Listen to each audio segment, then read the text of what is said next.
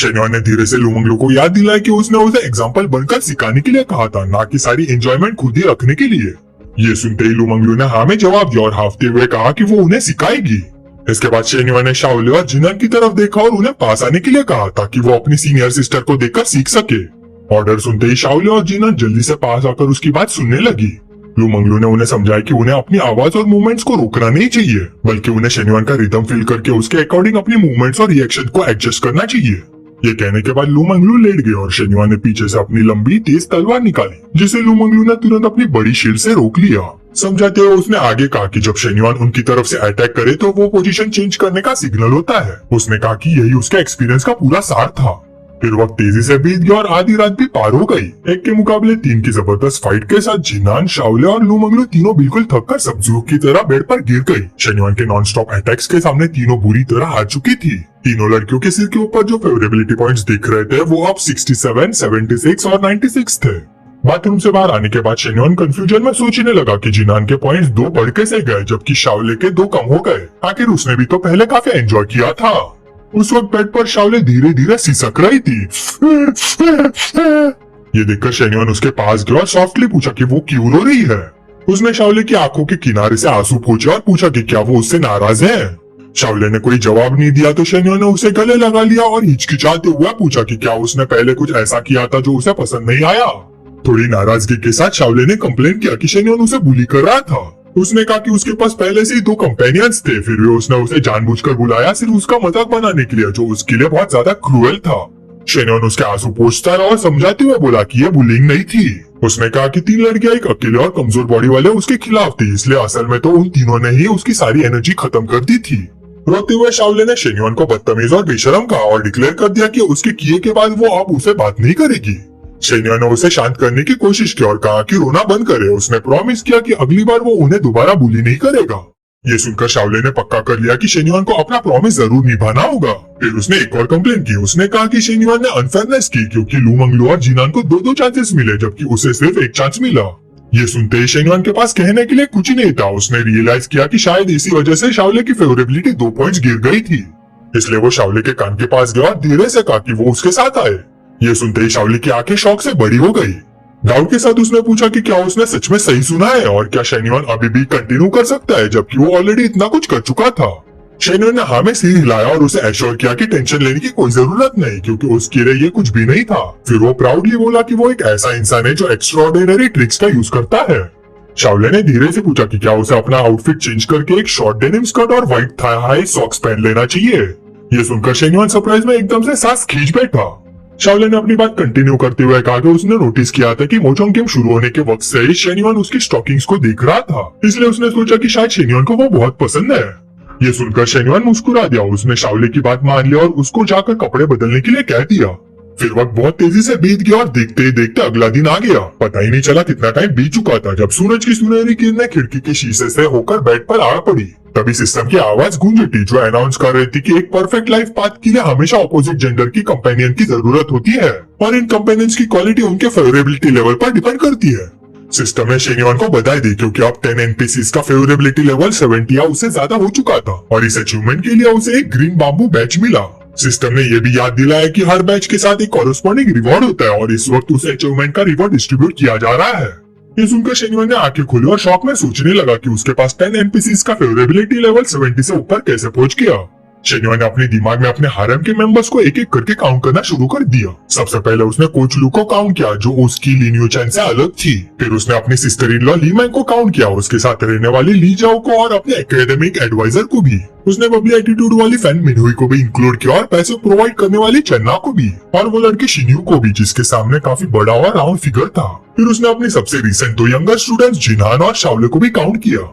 यहाँ पहुंचकर शेन्युआन ने अपना सिर खुजाया। कंफ्यूज होकर उसने दोबारा काउंट किया लेकिन अभी तक सिर्फ 9 ही लोग थे। वो सोचने लगा कि आखिर 10वीं कौन रह गई या फिर शायद वो जाओ पेवे को ही भूल गया। तभी शेन्युआन के थॉट सुवे की तरह चले गए क्योंकि वो दोनों अगले दिन साथ में विला इंस्पेक्ट करने वाले थे। अगली सुबह शेन्युआन के दिमाग में एक हल्की सी क्यूरियोसिटी जागी। वो सोचने लगा कि सिस्टम ने जो बैजेस कलेक्ट किए थे उनका आखिर पर्पस क्या था।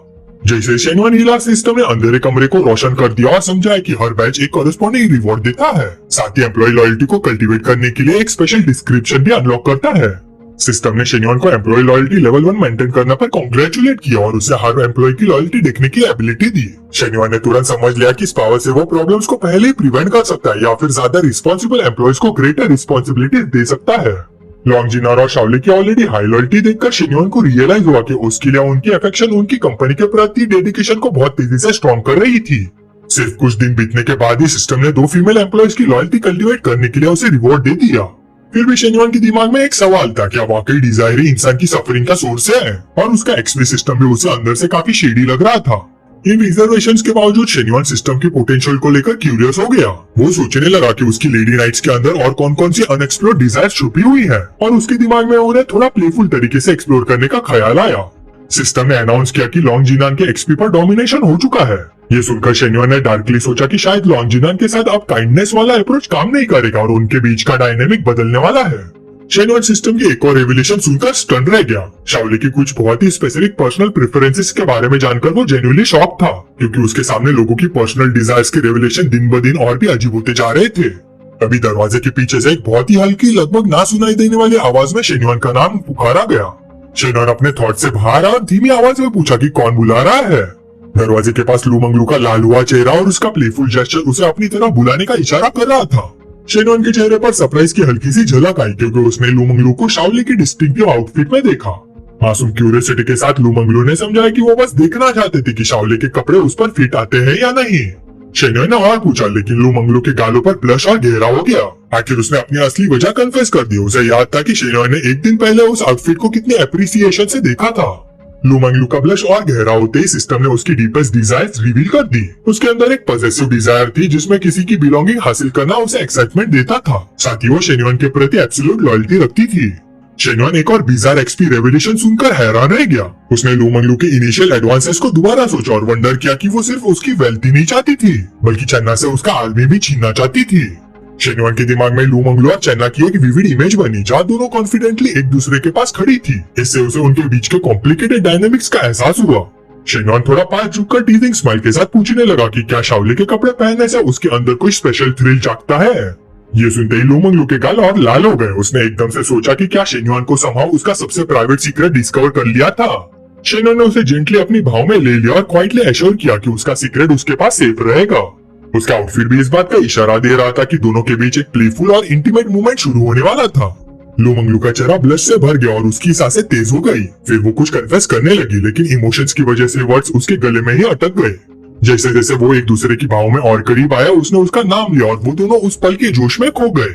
फिर कमरा धीरे धीरे एक सॉफ्ट ग्लो में डूब गया और दोनों उस इंटीमेट मूवमेंट में खो गए। आधे घंटे बाद लू मंगलू के चेहरे पर अभी भी हल्की लाली थी और वो उस शांत माहौल में थोड़ी बिखरी हुई सी बैठी थी। शेन्योन हमेशा की तरह प्रैक्टिकल रहते हुए उसे कपड़े बदलने के लिए कहने लगा। उसे डर था कि अगर शाओली जागे और लू मंगलू को इस हाल में देखा तो सिचुएशन काफी ऑकवर्ड हो जाएगी। आंखों में मिस्चीवियस चमक के साथ लू मंगलू ने टीजिंग टोन में पूछा कि क्या वो शाओली की एक सॉक्स अपने पास रख सकती है। उसकी डिजायर की बाउंड्री टेस्ट करते करते शेन्योन की पेशेंस खत्म होने लगी और उसने उसकी प्लेफुल लेकिन प्रोवोकेटिव सजेशन को फर्मली रिजेक्ट कर दिया। उसने स्टर्नली समझा कि अगर एक सॉक्स भी मिसिंग हुआ तो तुरंत कॉन्सिक्वेंसेस होंगे। फिर नोइंग लुक के साथ उसने कहा कि अगर उसे सच में कुछ चाहिए तो वो सिंपली मांग सकती है, खासकर क्योंकि पिछले रात के बाद उनके बीच मास्टर डिसाइपल बॉन्डिंग और स्ट्रॉन्ग हो गई थी। लू मंगलू बस मुस्कुरा दी और बोली कि अगर वो सीधा मांग लेगी तो उसकी डिजायर का असली थ्रिल ही खत्म हो जाएगा। आखिर में शेन्योन ने हार मान ली और उसे कहा कि पहले कपड़े बदले, फिर बाकी सबको जगा दे ताकि सब मिलकर खाना खा सके। ये सुनते ही पजामास पहनकर लू मंगलू चुपचाप दरवाजे की तरफ बढ़ी, रेडी थी कि बाकी सबको जगा सके। रूम में एंटर करते ही लू मंगलू ने पूछा कि लॉन्गजिनन कितनी देर से जग रही थी। जिनान के गालों पर हल्की सी लाली आ गई और उसने धीरे से कंफर्म किया कि वो अभी अभी उठी थी। लॉन्गजिनन पिछली रात के बारे में सोचने लगी और उसे लगा कि लू मंगलू की दी हुई बातें उन जैसी इनएक्सपीरियंस लड़कियों के लिए काफी वैल्यूएबल थी। थोड़ी एम्बेरसमेंट के बावजूद लू मंगलू ने जेंटली शाओली को जगाया और बताया कि शेन्योन ने उन्हें उठकर खाना खाने के लिए बुलाया है। शाओली ने हल्की सी आवाज में जवाब दिया और धीरे धीरे नींद से बाहर आने लगी। फिर चारों ब्रेकफास्ट टेबल के आसपास इकट्ठा हो गई, रेडी थी कि मिलकर दिन की शुरुआत करे। तभी शाओली के मुंह से कंफ्यूजन की एक हल्की सी आवाज निकली, क्योंकि टेबल पर उसका ध्यान किसी अनएक्सपेक्टेड चीज की तरफ चला गया। एक हल्की सी अनफेमिलियर स्मेल उसकी नाक तक पहुंची तो लॉन्गजिनन ने इंस्टिंक्टिवली अपने कपड़ों को सूंघा। वो अजीब स्मेल को लेकर परेशान रही और अपने कपड़ों पर चिपकी उस अनफेमिलियर सेंट को समझने की कोशिश करती रही। फिर शाओली ने कंफ्यूजन के साथ पूछा कि उसके कपड़ों से ये अनफेमिलियर स्मेल क्यों आ रही है। लू मंगलू ने बिल्कुल बेपरवाह बनने की एक्टिंग करते हुए मजाक में कहा कि शायद शाओली की स्मेल सेंस कुछ ज्यादा ही सेंसिटिव हो गई है। शेन्यो ने लू मंगलू को नोइंग लुक दिया और बताया कि वो अनफेमिलियर स्मेल शाओले के कपड़े पहनने की वजह से आई है। साथ ही उसने कहा कि फ्यूचर में ऐसी चीजों में थोड़ा डिस्क्रिशन रखनी चाहिए। तभी लॉन्जिनान के दिमाग में एक नया थियरी बना। उसने कहा कि शायद पिछली रात उनके कपड़े एक दूसरे के इतने पास रहने की वजह से उनकी स्मेल मिक्स हो गई होंगी। उसने ये भी नोटिस किया कि उसके अपने कपड़ों में भी कुछ ऐसा ही चेंज था। सिंपल एक्सप्लेनेशन सुनकर लू मंगलू की आंखें सरप्राइज से बड़ी हो गई, जबकि शेनॉन बिल्कुल काम और अनअफेक्टेड अंदाज में खाना खाता रहा। एक्सप्लेनेशन सुनकर शाओले की आंखें अचानक और बड़ी हो गई, जैसे उसे धीरे धीरे मिक्स सैंड के पीछे छुपी हुई असली बात समझ में आ गई हो।